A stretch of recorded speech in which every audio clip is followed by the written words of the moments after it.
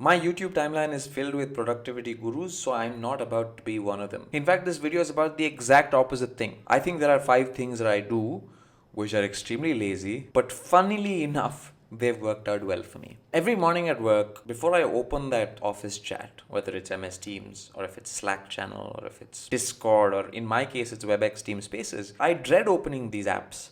Simply because I know that first thing every morning there will be 2 or 3 requests from peers that I work with where they're making unreasonable demands for me to do something for them. And these requests will be phrased as opportunities for myself. It's funny how that happens, where somebody needs something from you, where you're doing them a favor, but it's considered an opportunity for you. Now, many such things you are obligated to say yes to by nature of your job description and by nature of the work you do.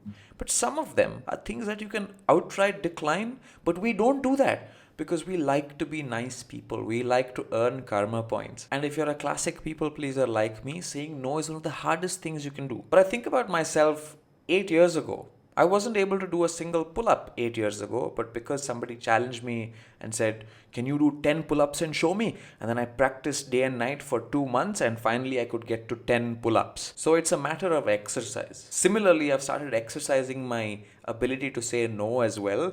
I've started now changing my approach from okay to just outright declining requests that I'm not interested in and furnishing the requester with a polite apology. Polite apology, sorry, and then decline. And if I'm not able to do that as well, there are some people who can't take the hint, who just follow you incessantly in a hope that if they ask you 4 times, your answer will change. For such people, the antidote is simple. Just ghost them. Plain and simple, ghost them. Don't reply. Whenever I get a request to do something, I ask myself a simple question. Will I do it a week from now or a month from now? Or am I saying yes to this simply because there is a false sense of urgency? And whenever the answer is no, drop it. Once I know what is important to me, it is easier to say no to things that absolutely don't contribute to my goals. That's the first lazy thing I do. First out of 5 things I do. Second lazy thing I do is I pick the no-brainer option, pick the non-sexy alternative every time. Aside from being a keynote speaker, speaking about topics such as communication and storytelling, in my current role, I work as a tech project manager, which means every single day things are not going as per plan and we have to find out alternatives. We have to pick alternatives and decide that this is the trajectory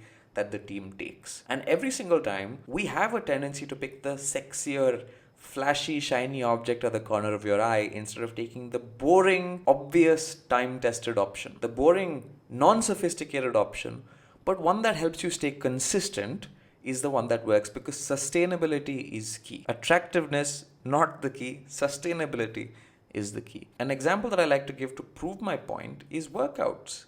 I have a lot of my friends who love working out the same way I do. For anybody who's worked out for more than 3 years, they swear by the one muscle group a day training regimen. I just don't do it. They bunch workouts, right? They do back and tricep or chest and bicep. They group these muscles and they train only one muscle group per day. Now, I can't do that simply because I can't trust myself to work out 5 continuous days in a week. There are times when I'm able to only get 3 days of workouts in. So if I get 3 days of workouts in, that means I miss 2 muscle groups a week, which I don't want to do. So I take the more obvious, boring option of doing full body workouts every single day. That's helped me stay consistent. And even if I miss 2, 3, 4 days in a week, I'm still doing full body workouts the next time I work out. So I haven't missed a single muscle. It helps me stay consistent simply because my plan is simple. My plan isn't fragile. It always works. And that's the reason I've been working out consistently for 5 years now.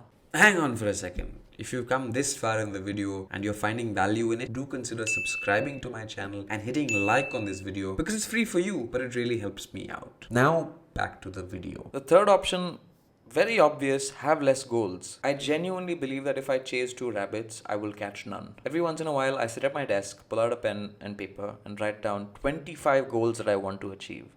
Buy a big house, buy a new car, buy a BMW, build a mega career in speaking where I'm traveling from country to country just delivering speeches, become an executive at a multinational company, have 2 homes in 2 different parts of the world. These are all different goals that I've had at different points in my life. Every once in a while I sit down, make a list of them, the top 25 goals that I have.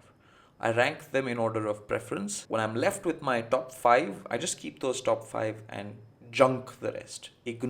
Plainly ignore the rest. And as I'm growing older, I've realized that the 20 goals that I ignore, they're usually my biggest distractions. I don't actually want to drive a BMW, but there are certain things that figure out in my top 5 that are non-compromisable options for me that I have to stick to. The fourth thing that I do, extremely lazy again, one day a week, consistently, I do nothing.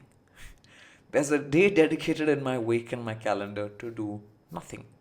I have no plans. I have no agenda. I don't meet anybody. I don't go out with friends or family. I sit at home and laze around. Maybe I go for a walk. And over the years, these are the days where I've found my best ideas, where I've stumbled on my most creative thoughts. Every day we collect knowledge in the form of dots. We collect these infinite number of dots. When we have off time, when we give our brain nothing to do, our brain in the background assimilates these dots and joins them. This joining of the dots is when you have epiphanies. If you don't let yourself have epiphanies, videos like these or any other influencer that you follow on social media is not about to give you a breakthrough. Only you can give yourself that breakthrough. The fifth thing that I do, which I think is borderline lazy, is I don't have too many items on my to-do list. My to-do list is extremely crisp. Normally between 6 to 8 items only. I've realized that to-do lists are a great form of chasing cheap dopamine, where we write down the most arcane things, right? We say, take a shower before 9 a.m. It's easy, you will do it. Just to strike that off. And the moment you strike that off, you get this hit of, dopamine, right? So eventually you start chasing that hit of dopamine instead of doing the important things every day. And if you're wondering, if you're a busy professional who has maybe 15, 20 items on their to-do list every single day, an easy way to bring down this number to 6 to 8 or maybe even 5 is to quit. Strategically quit things that are not rewarding to you. If someone's asked you to hop on a call ad hoc to give a presentation about a topic that they could find out themselves, you don't need to give that presentation. Goes back to point number 1, say no and remove that item from your to-do list. They sort of go hand in hand. Spend more time doing nothing instead of doing random things for random people. Because remember, it's important to not confuse perseverance with stubbornness. Just because you have an item on your calendar, just because you have an item on your to-do list, doesn't mean you have to do it. Maybe you've put it on there without thinking clearly. And just because you've put it on there doesn't mean you have to take it to completion. That's just being dense and stupid. Strike out things and quit strategically. Now, I actually don't know if these 5 things will improve the quality of your work or just buy you more time. It works for me. I don't know if it works for you. So if you happen to give it a try, if you happen to find it working for you, drop it in the comments below and let me know. Stay tuned for more such videos every Tuesday and Friday at 12 p.m. IST.